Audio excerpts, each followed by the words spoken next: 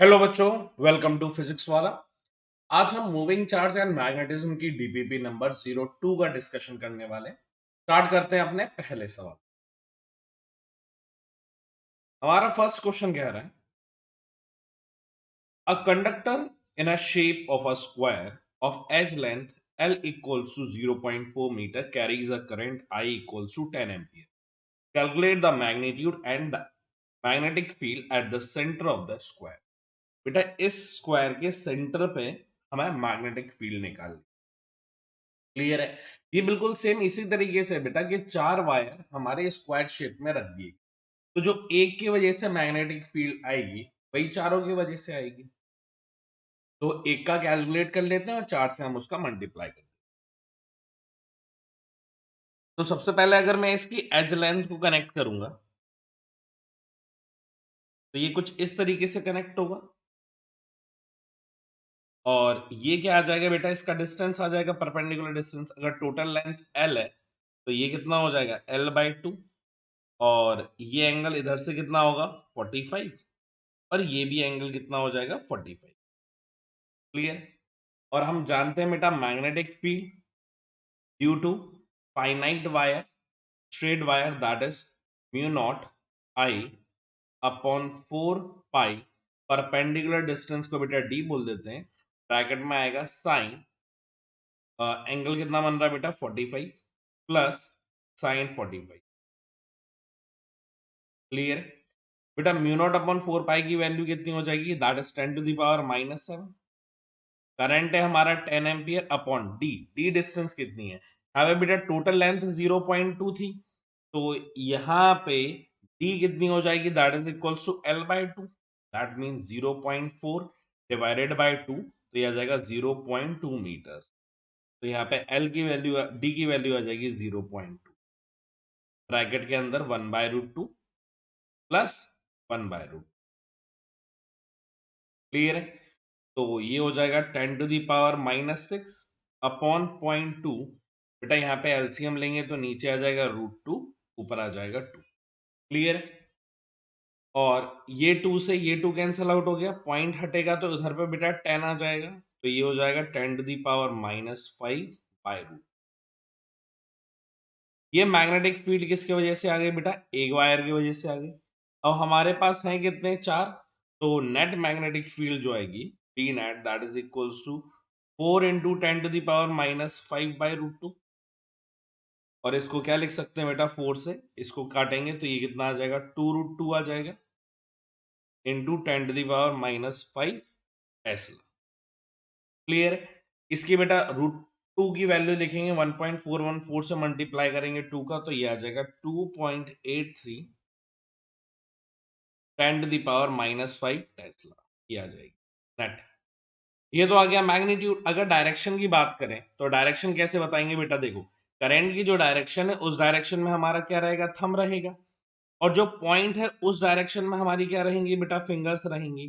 Clear है। और जो ये जो पाम रहेगा वो जहां पुश करेंगे, तो पाम कहां की तरफ पुश कर रहा होगा बेटा, अंदर की तरफ, तो हमारा डायरेक्शन क्या आ जाएगी, इन, दैट मींस क्रॉस। क्लियर है कि नहीं है। ये हमारे करंट की डायरेक्शन हो गई, ये हमारी जिस पॉइंट पे हम लोग निकाल रहे हैं उस पॉइंट की डायरेक्शन आ गई, और ये हमारी इनवर्ट क्या आ गई बेटा। Next, determine the magnetic field at point P located at a distance x from the corner of an infinite wire band at right angle as shown in the figure. The wire carries a steady current I. Wire के पास current कितना है बेटा, I current. बेटा यहाँ पे अगर मैं इस वायर की वजह से देखूं तो हम लोग जानते हैं कि एक स्ट्रेट वायर के अलोंग एक्सिस में जब उसी के एक्सिस में रखा हो तो हमारी मैग्नेटिक फील्ड क्या हो जाती है, जीरो। जैसे मान लो हमारा ये वायर है, ये हमारा क्या जा रहा है बेटा, करंट जा रहा है आई। अब इसी एक्सिस में कहीं मान लो ये पॉइंट रखा हुआ है, जिस पॉइंट पे आपको निकालना है, ये पॉइंट ए मान लेते हैं, ये एक्सिस कहलाओगे। अब बेटा हमारा फॉर्मूला क्या होता है, अगर आपको याद हो बायट एंड शेवट लॉ से, तो I D L cross R होता है। अब यहाँ पे तो अब क्रॉस के बाद क्या आ रहा है, डीएल साइन थीटा भी आएगा, तो इसकी वैल्यू किसके बराबर हो जाती है बेटा, जीरो के बराबर हो जाती है। क्लियर है कि नहीं है।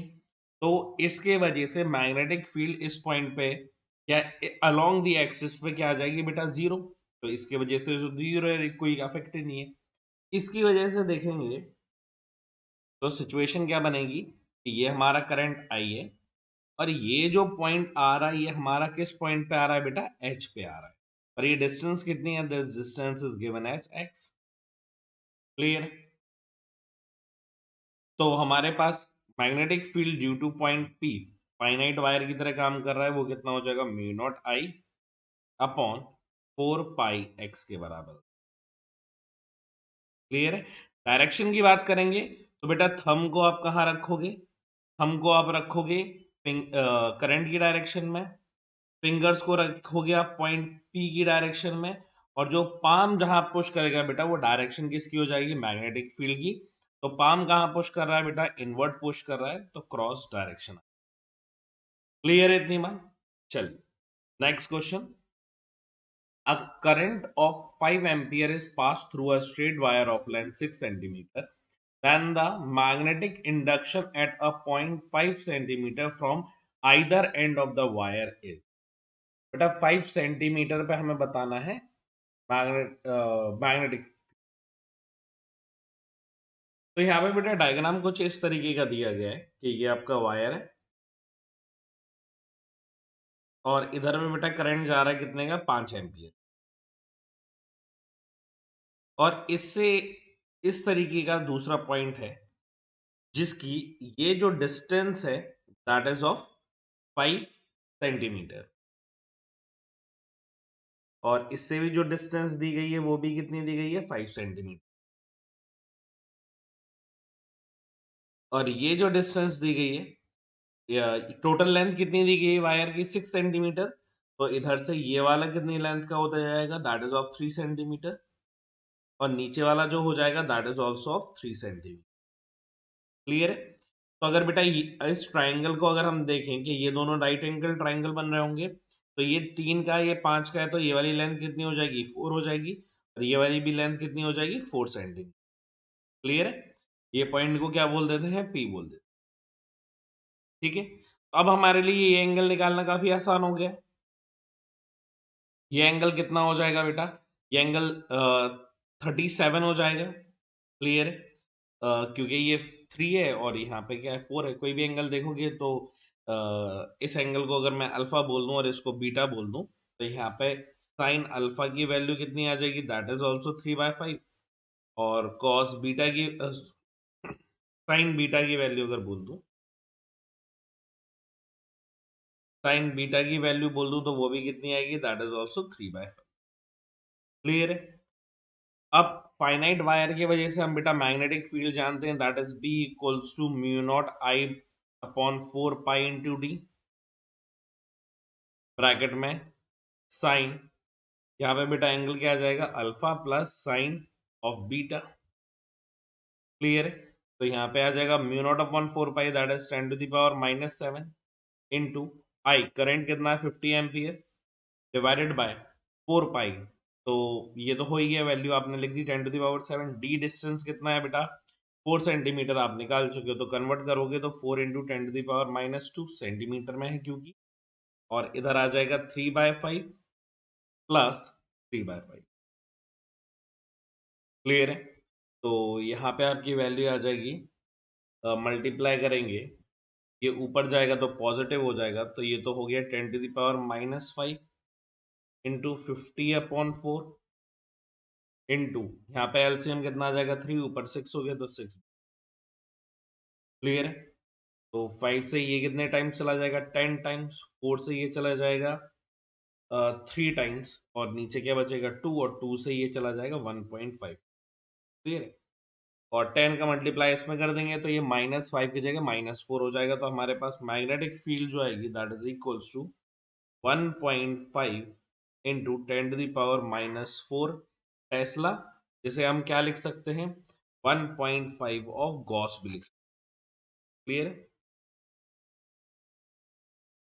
तो कौन सा ऑप्शन करेक्ट हो जाएगा हमारा, option number C is correct. Clear है। Next question.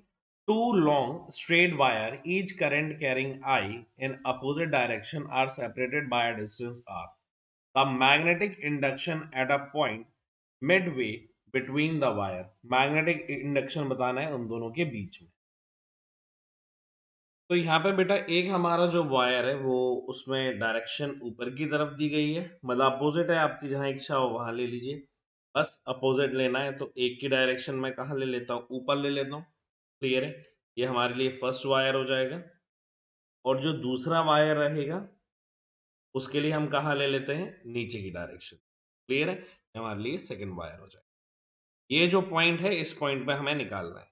क्लियर है, अब इसकी जो डिस्टेंस है बेटा दोनों से आधी आधी है, तो ये वाली डिस्टेंस हम लोग r/2 ले लेते हैं और ये वाली भी डिस्टेंस हम लोग r/2 ले लेते हैं, और ये पॉइंट हमारे लिए क्या हो जाता है, P पॉइंट हो जाता है। क्लियर है, अब आप ध्यान से देखना बेटा, यहाँ पे अगर, क्योंकि यहाँ पे लॉन्ग स्ट्रेट वायर है तो लॉन्ग का मतलब हम यही मानते हैं कि लंबा बोल दिए, मतलब ये कैसा दिया गया है, इनफाइनाइट दिया गया है।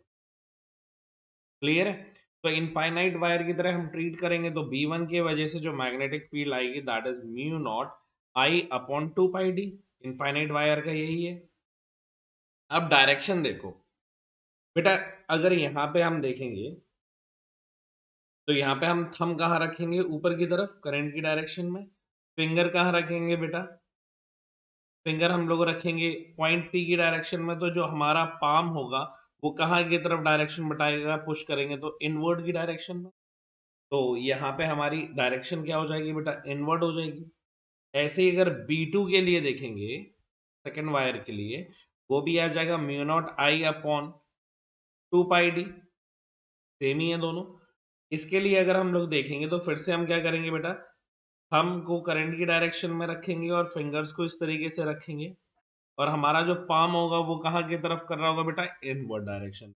तो दोनों की डायरेक्शन कैसी आ गई, सेम आ गई। तो अगर बी नेट निकालेंगे तो B net is equals to B1 plus B2, दोनों को ऐड करेंगे तो ये हो जाएगा mu not I upon pi D. बेटा यहाँ पे d क्या है, अपन को जो d डिस्टेंस दी गई है दैट इज r/2। वैल्यू अगर पुट कर देंगे तो ये हो जाएगा mu not I upon pi into r/2। Two कहाँ चला जाएगा ऊपर, तो ये हो जाएगा 2 mu not I upon pi R. Clear है, कौन सा ऑप्शन करेक्ट हो जाएगा, option number C is correct. Clear है, 2 mu not I upon pi. Next question.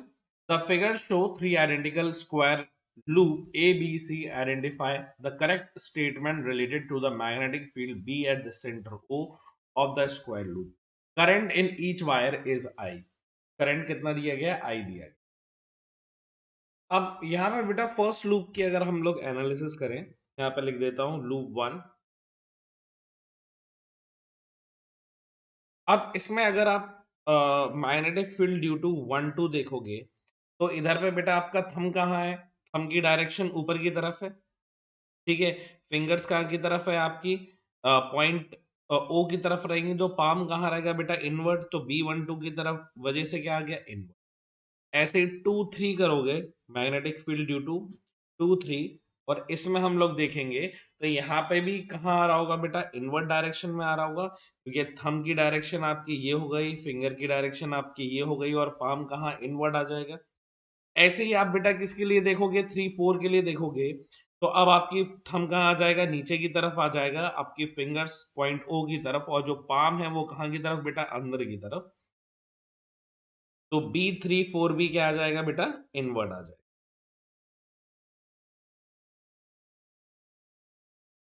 Clear है, ऐसे ही आप 1 4 की तरफ करोगे बेटा, तो 1 4 का जो डायरेक्शन देखोगे उसमें जो थंब है वो इधर, फिंगर्स ऐसी आएंगी, और अब हमारा जो पाम है वो कहाँ की तरफ आएगा, आउटवर्ड की तरफ आएगा।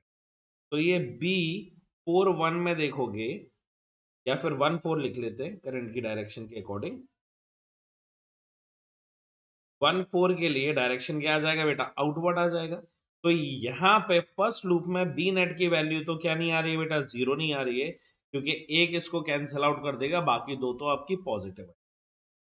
क्लियर, ये बात हो गई किसकी, लूप 1 की। अब बात करते हैं लूप 2 की। लूप 2 में आप सेम देखोगे बेटा, तो यहाँ पे आप 1 2 की डायरेक्शन तो सेम है जैसे फर्स्ट लूप में थी, तो B12 क्या आ गया बेटा क्रॉस। 2 3 भी सेम है, तो 2 3 भी क्या आ जाएगा बेटा सेम आ जाएगा क्रॉस। 3 4 की डायरेक्शन भी एग्जैक्टली थे सेम है, तो 3 4 भी क्या आ जाएगा आपका बेटा क्रॉस आ जाएगा। और आप 4 1 देखो, पहले जो आउटवर्ड आ रहा था अब डायरेक्शन अपोजिट हो गया, तो अब क्या आ जाएगा बेटा इनवर्ड।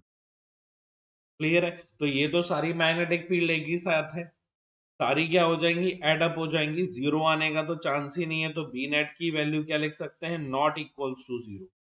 यहाँ पे बेटा नॉट इक्वल्स टू आएगा। क्लियर है। अब बात करते हैं किसकी बेटा, लूप 3 की। लूप 3 में देखो, B12 की बात करें तो B12 एग्जैक्टली सेम है जैसा फर्स्ट वाले केस में था, मतलब इसकी डायरेक्शन क्या आ गई है, इनवर्ड आ गई। B23 की बात करेंगे तो 2 3 में भी डायरेक्शन एग्जैक्टली सेम आ गई है जैसे फर्स्ट केस में आई थी, तो ये भी क्रॉस हो गया। अब बात करते हैं बेटा B34 की। ये तो B34 में कहां से कहां जा रहा है, पहले ऊपर से नीचे जा रहा था तो इनवर्ड था, अब नीचे से ऊपर जा रहा है तो क्या हो जाएगा बेटा आउटवर्ड डायरेक्शन हो जाएगा।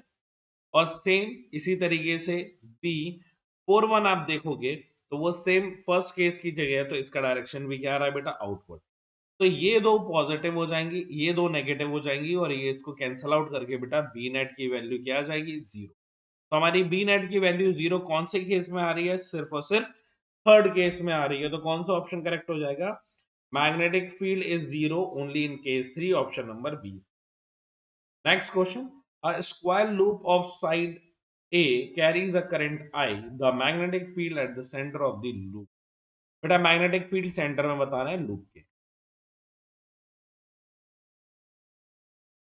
बेटा स्क्वायर वायर का सेम हमने जैसा इनिशियली निकाला था वैसे ही निकालना है, कि ये आपका स्क्वायर वायर है,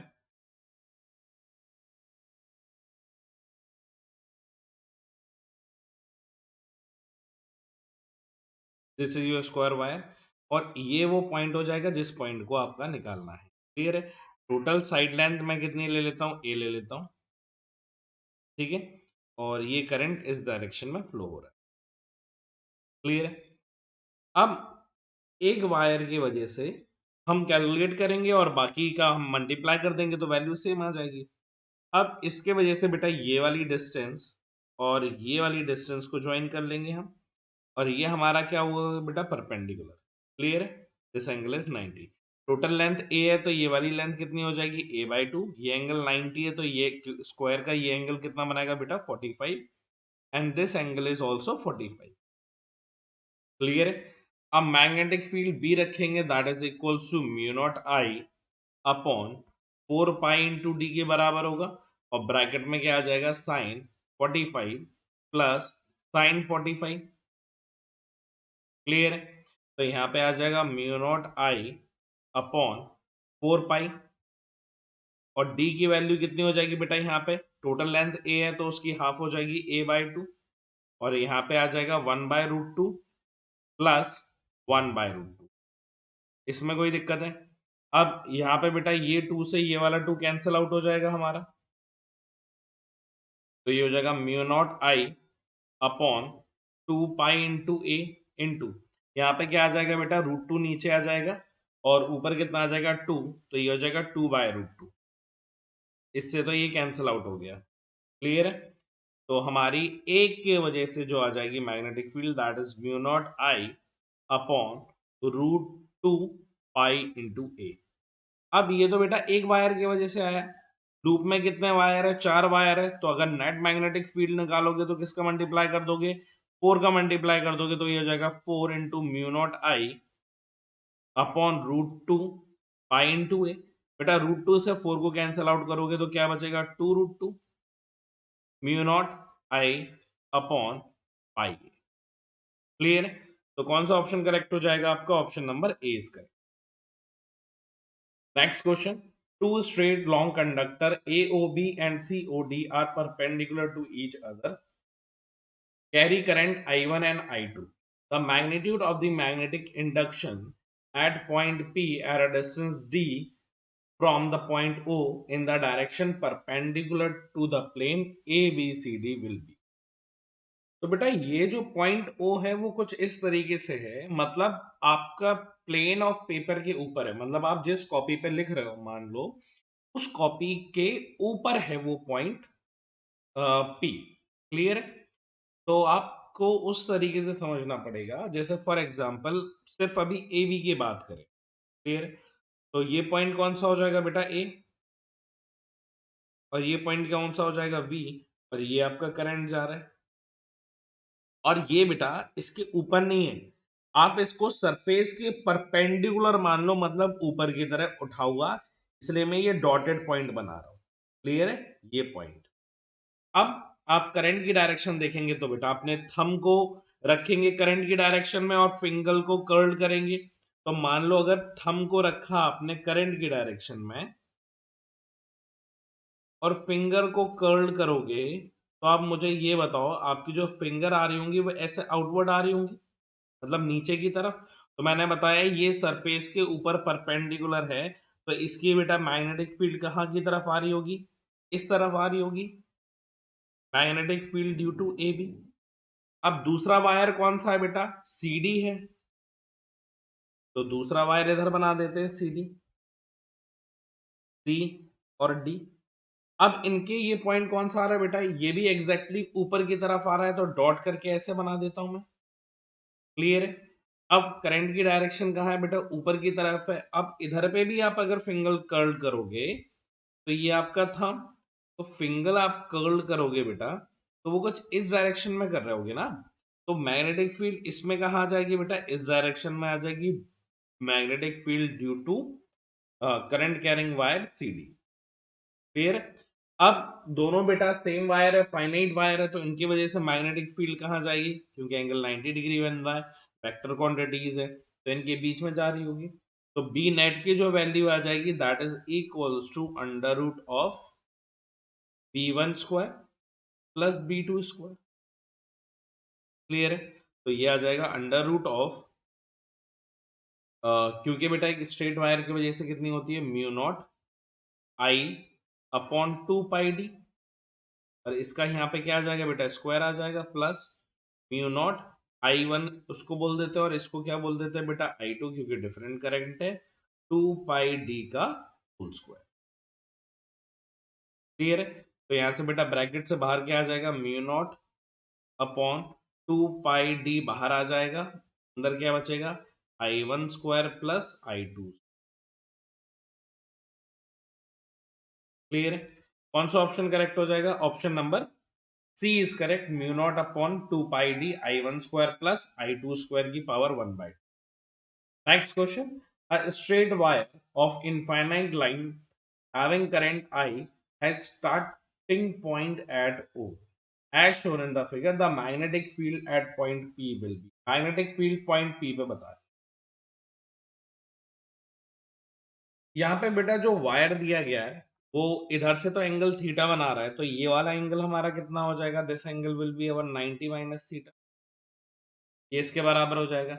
और ये कहाँ की तरफ जा रहा है? इनफाइनाइट की तरफ, मतलब ये जो एंगल बन रहा होगा ये कितना बन रहा होगा? 90, मतलब पाई/2 लिख सकते हैं। अब इसकी वजह से अगर मैं बेटा करंट लिखूंगा तो वो हो जाएगा B equals to mu not I upon 4 pi, R distance दिया गया है परपेंडिकुलर, ब्रैकेट में आ जाएगा साइन पाई/2 प्लस साइन, ये वाला एंगल कितना आ जाएगा बेटा हमारा? 90 माइनस थी। क्लियर? तो यहाँ पे लिख सकते हैं mu not I upon 4 pi R, sine 90 आ जाएगा, यहाँ पे साइन 90 की वैल्यू क्या हो जाएगी? 1, और यहाँ पे साइन 90 माइनस थीटा क्या हो जाएगा हमारा? Cos theta. क्लियर? अब ऐसे मैग्नीट्यूड बेटा दो हैं, बी भी सेम है और डी भी सेम है, तो क्या करेंगे? अब देखो डायरेक्शन देखेंगे। देखो थंब को कहाँ रखोगे? करंट की डायरेक्शन में। फिंगर्स को रखोगे पॉइंट पी की तरफ, तो पाम कहाँ पुश करेगा? अंदर की तरफ, तो डायरेक्शन क्या आ जाएगा बेटा? करो। कौन सा ऑप्शन करेक्ट हो जाएगा? Option number D is correct. Next, the magnetic field dB due to a small current dl at a distance r, an element carrying current wire. तो यहाँ पे बेटा ये हमारा एक वायर है जिसमें ये करंट क्या जा रहा है? I, तो एक स्मॉल डीएल लेंथ के लिए अगर हम लोग देखेंगे एट आर डिस्टेंस, ये डिस्टेंस क्या दी गई है, आर दी गई है। तो इसके लिए अगर मैं लिखूंगा magnetic field, small magnetic field D B that is equals to mu naught upon 4 pi I, यहाँ पे आ जाएगा बेटा D L cross R vector upon R cube. Clear है बेटा? पिछली बार ये थोड़ा जल्दी जल्दी में गलत ऑप्शन को मैंने टिक कर दिया था। क्लियर? तो यही हमारा क्या है, वेक्टर फॉर्म है इसका बेटा, बायट एंड शेवर्ट्स लॉ।